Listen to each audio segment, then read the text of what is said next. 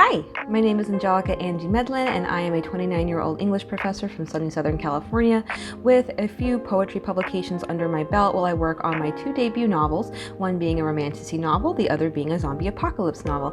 Hi everyone, and welcome back to Writing Talks with Angie. On today's episode, we're going to be answering a couple of questions that I got on a previous video on my interactive fantasy map. And now this is going to be too much information to cover in one video, so I am going to be splitting this into two parts. The first part today is going to be discussing the actual map making software or website that I use, and the second half is going to be how to actually make that map interactive once you have it all put together. So in the next part of the video, I'm going to be explaining a little bit more about the website that I use to make my map. Alright, so the first website that I use for map making is Incarnate. So that is the name of the website itself, and when you sign up it takes you to this map making page. Now I have, as you can see, 3 iterations of the Asteria map for my fantasy novel, the last one being the final draft, you could say, that I was the happiest with. But if you want to create a new map, you just come up here to this button, Create New Map. And then you're going to pick what kind of map you want to use or make. So there's battle maps for combat, fantasy world, cities, even like regional areas that you can make. Now for mine, I went ahead and did fantasy world. And if you click on fantasy world, you get 4 options. And I believe this was, yeah, that was the option that I picked for Asteria's map. Was this one here, so I'm going to go ahead and choose style. You only get one option, unfortunately, with the free package, so I'm going to go ahead and create that map. It's going to load in a couple of seconds, and now I have my blank ocean canvas.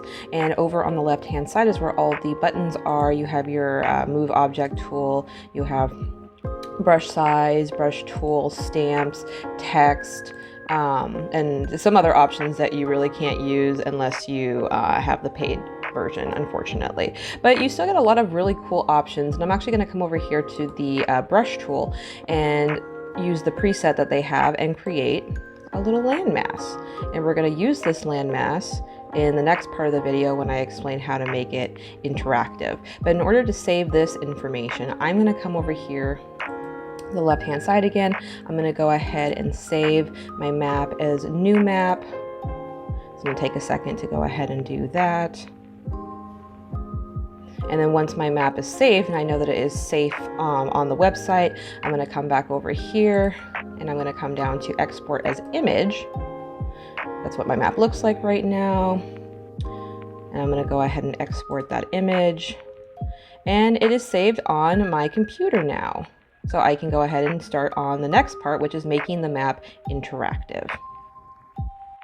Now, if anybody wants me to go into more detail about Incarnate and using the map making software, please feel free to drop any comments below. But again, I'm going to be explaining the actual interactive part of the map in the next episode. So thank you guys all for coming along with me on this wonderful journey. As always, stay safe and stay sane in these crazy times, and I will be back with another video very shortly. Bye-bye!